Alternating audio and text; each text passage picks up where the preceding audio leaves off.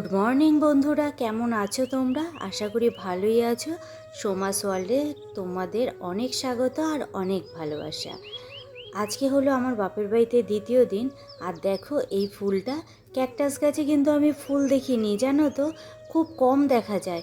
কিন্তু আজকে দেখছি গাছ ভরে ফুল ফুটেছে, তাই তোমাদের সাথে একটু শেয়ার করলাম। আর এ দেখো দাদার ছাদ বাগানে একটু নামছি। এখানে না ভেন্ডি গাছ আছে, সেই ভেন্ডি গাছে অনেক ভেন্ডি হয়েছে। আর দেখো পাঁচিল টপকে তারপরে নামছি। এখানে নাবার কোনো সিঁড়ি নেই। আর জানো তো গ্রামের মেয়ে, পাঁচিল টপকাতে কোনো অসুবিধা নেই। আর সেই কারণে পাঁচিল টপকে নামলাম। আর অনেক ভেন্ডি হয়েছে। ভেন্ডি জানো তো যে প্রতিদিন তুলতে হয়, একদিন যদি না তোলা হয় তাহলেই কিন্তু ভেন্ডি বুড়ো হয়ে যায়। ভেন্ডি গাছ এমনই কিন্তু। আর দেখো ভেন্ডিগুলো আমি তুলে নিচ্ছি, কিন্তু আমি ঠিকমতো তুলতে পারছি না। তাই বৌমুনিকে আবার বললাম কি একটা কাঁচি হবে। তা বৌমুনি বলল নিচে আছে। তা বললাম ঠিক আছে, আমি তুলেই নিচ্ছি। এইভাবে তুলতে না আমার ভয় লাগছিল, মনে হচ্ছিল কি গাছের মাথাটা না ভেঙে আমার হাতে চলে আসে।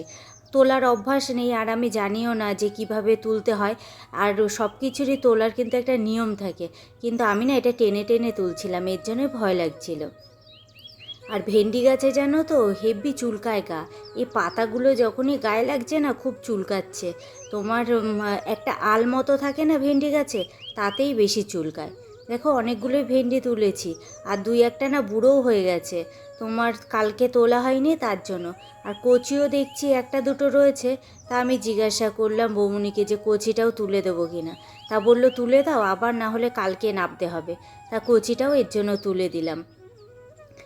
গা চুলকালেও ভেন্ডিগুলো তুলতে বেশ ভালোই লাগছিল, জানো তো। বাড়ির গাছের ভেন্ডি বা যে কোনো জিনিস তুলতে কিন্তু বেশ ভালোই লাগে, তাই না? চলো এবার ফুল আছে অনেকগুলো, ফুল তুলে নিই। এই যে ভেন্ডি বেশ অনেকগুলোই হয়েছে। আর এ দেখো বেলি ফুলগুলো, এই ফুলের কিন্তু দারুণ গন্ধ, জানো তো। আর কি সুন্দর গাছ ভরে ফুল ফুটে রয়েছে। তা মা বললো এইগুলো তুলে নিতে, এগুলো দিয়ে পুজো দিয়ে দেয় নাকি প্রতিদিন, না হলে তো ফুল নষ্টই হয়। তাও ফুলগুলো তুলে নিই।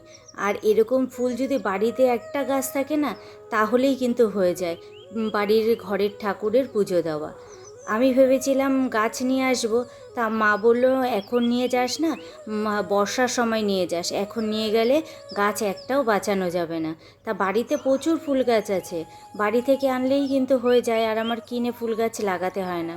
তা দেখো এখানে বেলি ফুলগুলো দেখে আমার এত ভালো লাগছিল, আর এত তার গন্ধ, মনে হচ্ছিল একটা চারা আমি নিয়েই আসি। কিন্তু ওই যে এত গরম, মানুষ টিকতে পারছে না, আর একটা ফুল গাছ কি বাঁচানো যাবে? তার জন্য মা বারণ করলো, তাই আর আনিনি। আমারও খুব ইচ্ছে, জানো তো, বাড়িতে এরকম একটা গাছ লাগাবো। প্রতিদিন দুই একটা করে ফুল ফুটলে পরে তা তুলে ঠাকুরের পুজোতে দেব। আর দেখো কতগুলো ফুল হয়েছে, এই দেখো একটা গাছের ফুল কিন্তু। আর শুধু এই গাছটা নয়, কিন্তু আরও গাছ আছে ফুলের। তার আগে দেখাই তোমাদের, দেখো লিচু গাছে কত লিচু হয়ে রয়েছে। এত উঁচুতে উঁচুতে লিচু হয়েছে না যে পাড়া বড় মুশকিল। কত লিচু, আর হাতের সামনে যেইগুলো ছিল সেগুলো আমি পেরেছিলাম, কিন্তু এই উঁচু ডালেরটা আর পারতে পারিনি। নিয়ে এখন যাচ্ছি ঠাকুরের কাছে রাখতে। মাদের এত ফুল হয় যে তোমার কিনতে হয় না আমাদের মতো, বুঝলে। এই দেখো, আর এখানে তো দেখলে অল্প কটা ফুল, তা আবার নিচে তোমার জবা ফুল, কাঞ্চন ফুল, নীলকণ্ঠ ফুল, অনেক ফুল আছে, কিনতে হয় না কিছু। রাইতে এখনও ঘুমাচ্ছে, মা এই যে চা বসিয়েছে। চলো চাটা খেয়ে তারপরে যাব বাইরের ফুল তুলতে। আগে মায়ের ছিল এই শখ টুকটাক সবজিপাতি লাগানোর, এখন হয়েছে দাদার। তাই ছাদ বাগানেই টুকটাক সবজিপাতি লাগানো হয়, দেখতেও ভালো লাগে, তাই না বলো? ওই দেখো জবা ফুল গাছে কি সুন্দর জবা ফুল ফুটে রয়েছে, আর ওই কাঞ্চন ফুল গাছেও ফুল ফোটে। আর এখানে দেখো এই যে সাদা ফুল গাছ দেখা যাচ্ছে, এই সাদা ফুল গাছেও ফুল ফুটে আছে, দেখেছো? আর এই যে দুটো দেখছো কাঁঠাল, এর মধ্যে একটা আর কি ইঁচড় আমি নিয়ে যাব বাড়িতে, কেটে টেটে একেবারে গুছিয়ে। তারপর ওই যে টগর ফুলটা দেখছো সাদা ফুল গাছের পাশে, এই যে দেখেছো ফুল ফুটে আছে। আর কি কোনো কিছুই কিনতে হয় না, ফুল টুল সবই আছে। আর ওই তো ওইদিকে বেলপাতা গাছ আছে, বেল গাছ আর কি। বেশ সুন্দর গাছের ফুল দিয়ে পুজো দেয়। চলো, আর এসছে হলো মাসিমণি, ওই দেখো নামছে, দেখেছ? চলো আবার পরে কথা হচ্ছে। মার চা করা হয়ে গেছে, আমরা এখন তাই সবাই মিলে চা খেতে বসেছি। আর হ্যাঁ, জানো তো ওই বাড়িতে গেলে আমি একটু তাড়াতাড়ি ঘুম থেকে উঠি, এই বাড়িতে সেটা হয় না, কিন্তু ওই বাড়িতে সবাই তাড়াতাড়ি ঘুম থেকে ওঠে, কেউ বেলাতে ওঠে না। আর এই কারণে ঘুমও ভেঙে যায়।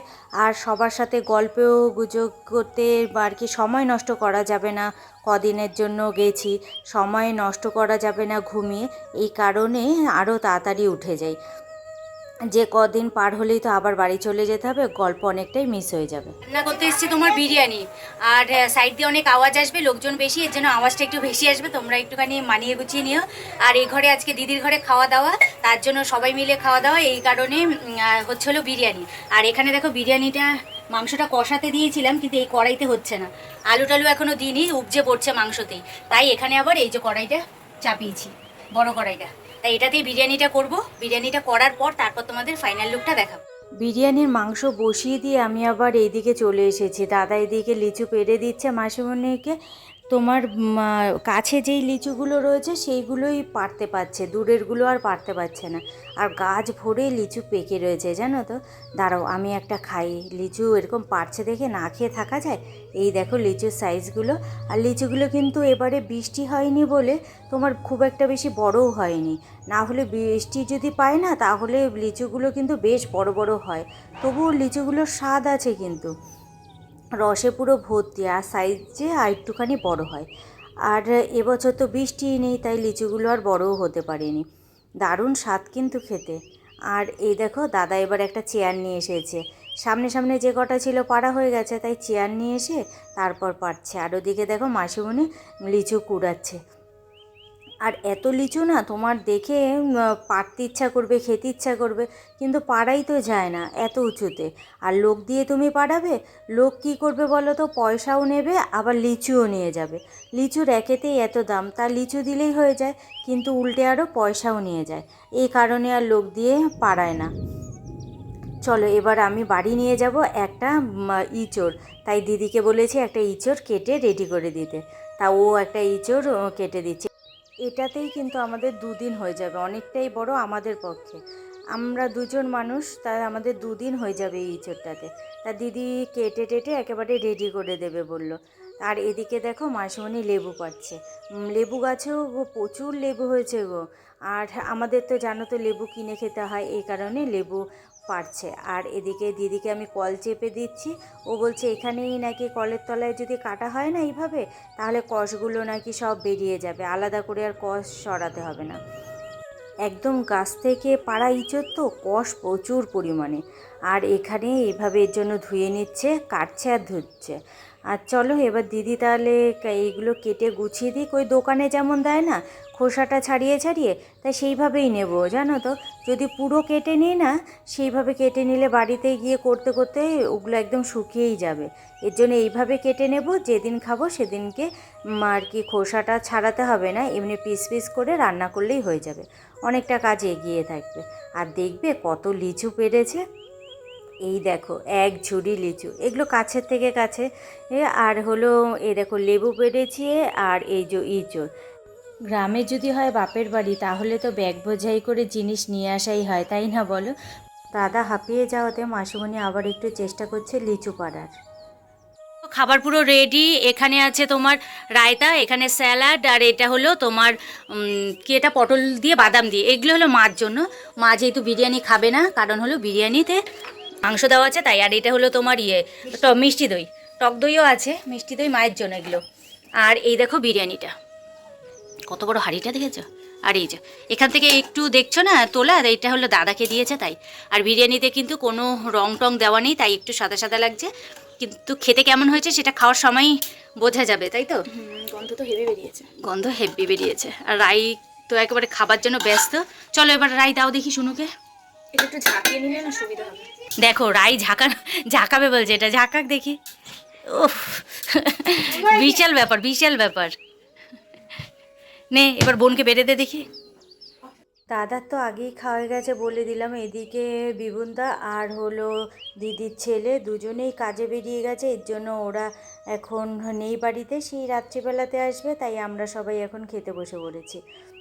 আজকে আবার মাসিমণিও বাড়ি চলে যাবে, আমিও বাড়ি চলে আসব, এর জন্য একটু তাড়াহুড়ো করছি। দুজনেই একসাথে বেরিয়ে যাব, যদিও বা মাসিমণির বাড়ি হাবড়ার দিকে, আর হলো হাবড়ার দিকে বলতে হাবড়াতে, আর আমি যাব কলকাতাতে। তার জন্য দুজন একসাথেই বেরোবো, কিন্তু রাস্তা দুটো আলাদাই।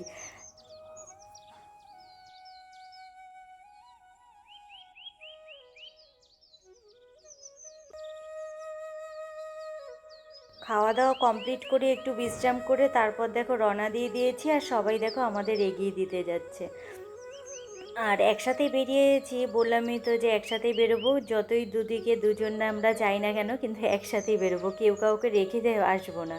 তার জন্য বেরিয়ে গেলাম। একটু বসে আছি এখানে, আর দেখো সাইড দিয়ে ট্রেন যাচ্ছে অন্য লাইনে, আর এখানে ট্রেন আসতে অনেকটাই দেরি আছে। এই দেখো ওই পাশ দিয়ে ট্রেন যাচ্ছে আপে, আর আমরা তো ডাউনে যাব। অনেকক্ষণই ওয়েট করতে হয়েছিল ট্রেনের জন্য।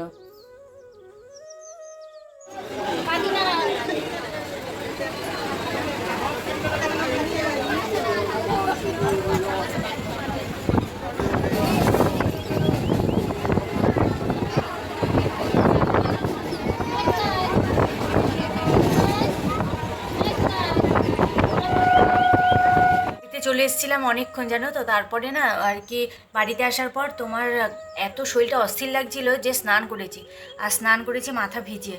তারপরে না শুয়েছিলাম আর ঘুমিয়ে পড়েছি। এখন বাজে হলো রাত্রি 11:30, আর দেখো ঘুমে চোখ ভেঙে আসছে আমার।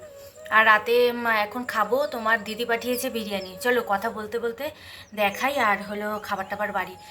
আর চলো কথা বলতে বলতে এত ঘুম পেয়েছে না, আমার মনে হচ্ছে না উঠে খাই। আর আমি না খেলে পরে রাইও খাবে না, আর কি গুছিয়ে টুছিয়ে না রাখলে পরে সব জিনিস নষ্টও হবে। আর এদিকে দেখো এই যে ব্যাগটাতে যা যা এনেছি বাপের বাড়ি থেকে, সেটা তোমাদের কালকে শেয়ার করবো। আর এই ব্যাগে তো জামা কাপড় ধোয়া টোয়ার রয়েছে, সেগুলো আর আজকে বের টের করিনি। আর এই তোমার ব্যাগে যা যা রয়েছে এগুলো তোমাদের সাথে কালকে শেয়ার করবো। আজকে সব ফ্রিজে রেখে দেবো, কালকে শেয়ার করবো। আজকে আর ইচ্ছা করছে না শেয়ার করতে, বুঝলে। আর দেখো চোখ এরকম লাল হয়ে রয়েছে, ঘুম পেয়েছে এত পরিমাণে। আর হ্যাঁ, দিদি দিয়েছে হলো বিরিয়ানি। দেখলেই তো যে দুপুরবেলাতে বিরিয়ানি খাওয়া দাওয়া হয়েছিল, বিরিয়ানি আবার দিদি দিয়েও দিয়েছিল যে বাড়িতে এসে আবার রান্নাবান্না করবো, তার জন্য এই যেখানে বিরিয়ানি আর মাংস দিয়ে দিয়েছে। এই খাবার দিয়ে দেওয়াতে না আমার খুব ভালো হয়েছে। আসার পর তারপরে আবার রান্না করে খাওয়া আমার কাছে খুব কষ্টকর হয়েছে, ভালো লাগে না একদম। কোথাও থেকে এসে রান্না করে খেতে আর ভালো লাগে না, মনে হয় সকাল থেকে আবার শুরু করব। চলো তাহলে এগুলো খেয়ে দিয়ে নিই, খেয়ে দিয়ে ঘুম লাগি। আজকের মতো ভিডিওটা এখানেই শেষ করছি, দেখা হচ্ছে তোমাদের সাথে অন্য কোনো ব্লগে। আজকের মতো টাটা, বাই বাই। তোমরা সবাই ভালো থেকো, সুস্থ থেকো, আর অল টাইম হাসি খুশি থেকো। আজকের মতো টাটা। আজকে আমি আর চোখ খুলে ভালোভাবে তাকাতে পারছি না, একদম ঘুম পাচ্ছে।